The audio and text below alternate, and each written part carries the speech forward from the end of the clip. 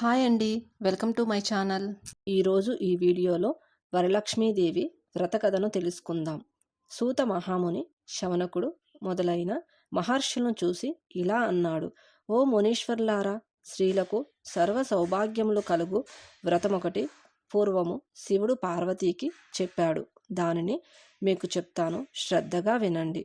ఒకరోజు కైలాస పర్వతమున శివుడు తన సింహాసనం మీద కూర్చొని ఉండగా పార్వతీదేవి ఆయనని సమీపించి, దేవా, లోకంలో స్త్రీలు ఏ వ్రతం చేస్తే సర్వ సౌభాగ్యములను పుత్ర పౌత్రాదులను కలిగి సుఖ సంతోషాలతో ఉంటారో అటువంటి వ్రతమేదో సెలవివ్వండి అని అడగగా పరమేశ్వరుడు ఇలా చెప్పాడు: ఓ దేవి, స్త్రీలకు పుత్ర పౌత్రాది సంపత్తులనిచ్చే వ్రతము ఒకటి ఉంది. దాని పేరు వరలక్ష్మి వ్రతము. ఆ వ్రతమును శ్రావణ మాసంలో శుక్లపక్ష పూర్ణిమకు ముందుగా వచ్చే శుక్రవారం రోజు చేయవలెను. పార్వతీదేవి: నాదా, ఆ వరలక్ష్మి వ్రతము ఎలా చేయాలి? ఏ దేవతను పూజించాలి? ఏ విధముగా చేయాలి? దీనిని ఎవరైనా ఇంతకు ముందు చేశారా?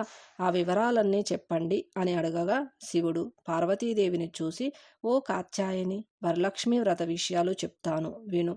పూర్వము మగధ దేశమున కొండినము అనే ఒక పట్టణం ఉంది. ఆ పట్టణం నిండా బంగారు ప్రాకారములు, బంగారు గోడలు కల ఇళ్ళు ఉన్నాయి. అందులో చారుమతి అనే ఒక బ్రాహ్మణ స్త్రీ ఉన్నది. ఆమె పతియే ప్రత్యక్ష దైవంగా భావించి తెల్లవారుజామునే లేచి స్నానం చేసి పతిదేవుని పూలతో కొలిచి ఆ తర్వాత అత్తామామలకు అవసరమైన అనేక సేవలు చేసి ఇంటి పనులన్నీ ఓర్పుతో నేర్పుతో చేసుకుంటుండేది.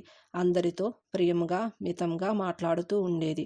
గయ్యాలిగా కాకుండా ఇంత అనుకువగా ఉన్న ఆ మహాపతివ్రతను చూసి మహాలక్ష్మికి ఆమె మీద అనుగ్రహం కలిగింది. ఒకరోజు ఆ మహా ఇల్లాలికి కలలో ప్రత్యక్షమై మహాలక్ష్మి ఇలా చెప్పింది: ఓ చారుమతి, నేను వరలక్ష్మీదేవిని. నీ నడవడిక చూసి నాకు నీ మీద అనుగ్రహం కలిగి నీకు ప్రత్యక్షమయ్యాను. శ్రావణ మాసంలో శుక్లపక్ష పూర్ణిమకు ముందుగా వచ్చే శుక్రవారం రోజు నువ్వు నన్ను పూజించితే నీకు కోరిన వరములిస్తాను అని చెప్పింది. అలా ప్రత్యక్షమైన అమ్మవారిని చూసి ఎంతో మురిసిపోయిన చారుమతీదేవి కలలోనే వరలక్ష్మీదేవికి ప్రదక్షిణ నమస్కారములు చేసుకుంది.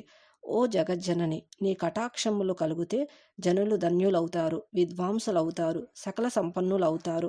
నేను పూర్వజన్మలలో చేసిన పూజాఫలం వల్ల నీ దర్శనం నాకు కలిగింది అనగా వరలక్ష్మీదేవి సంతోషం చెందింది. ఆ వెంటనే మేలుకో వచ్చి 4 వైపులా చూస్తే చారుమతీదేవికి వరలక్ష్మీదేవి కనపడలేదు. అప్పుడు ఆమెకు అర్థమైంది తను కలగన్నానని. వెంటనే భర్తను అత్తామామను లేపి చెప్పగానే వాళ్ళు కూడా చాలా సంతోషించారు. ఈ స్వప్నము చాలా ఉత్తమమైనది. దేవి ఆనతి ప్రకారం నువ్వు తప్పకుండా ఆ వ్రతము చెయ్యి అన్నారు.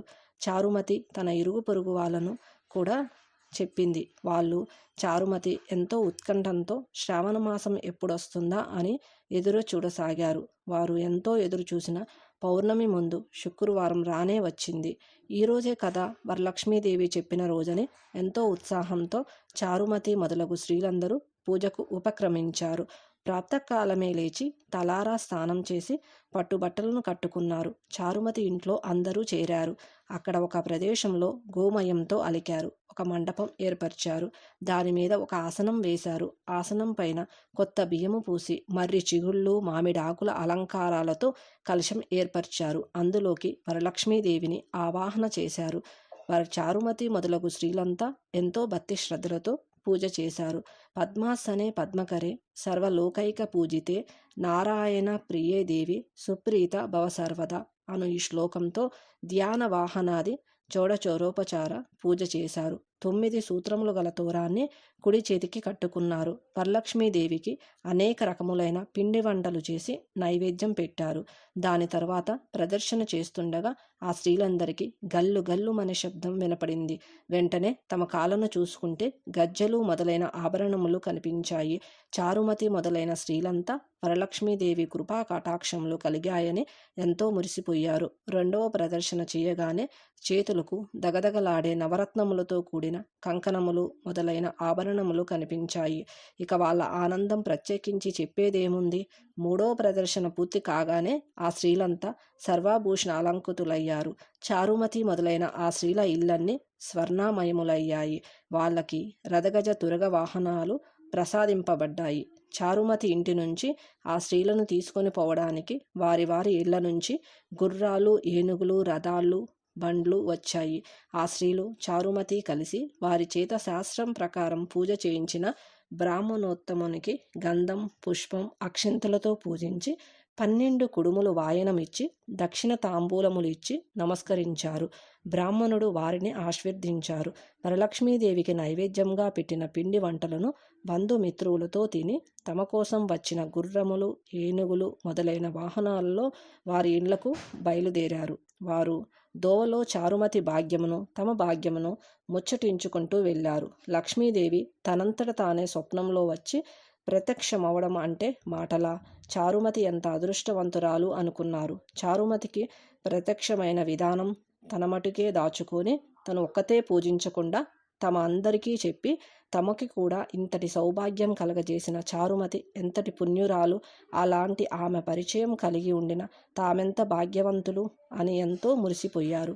అప్పటి నుండి చారుమతితో సహా వారందరూ క్రమం తప్పకుండా ప్రతి సంవత్సరం ఈ పూజ చేస్తూ పుత్ర పౌత్రాభివృద్ధి కలిగి ధనకనక వస్తు వాహనములు కలిగి సుఖ సంతోషాలతో ఉన్నారు. కావున ఓ పార్వతి, ఈ ఉత్తమమైన వ్రతము చేస్తే, అలా ఎదుటివారికి చెప్పి చేయిస్తే సర్వ సౌభాగ్యములు కలిగి శుభముగా ఉంటారు. ఈ కథను విన్నవారికి, చదివిన వారికి కూడా వరలక్ష్మి ప్రసాదము వలన సకల కార్యములు సిద్ధించును అన్నాడు పరమశివుడు. సూత మహాముని, శౌనకుడు మొదలగు వారితో, మునులారా విన్నారుగా, చారుమతి ఎదుటివారి మంచి కూడా ఎలా కోరిందో. ఎదుట మనిషికి మంచి కలగాలని కోరుకుంటే అమ్మవారు ఇంకా ప్రసన్నురాలై మీరు కోరకుండగానే మీకు మంచి చేస్తుంది అన్నారు. వరలక్ష్మి వ్రత కథ సమాప్తం. కథ అక్షింతలు అమ్మవారి పాదాల వద్ద వేసి మీ మీద వేసుకొని మిగతా వారి మీద కూడా వేయండి.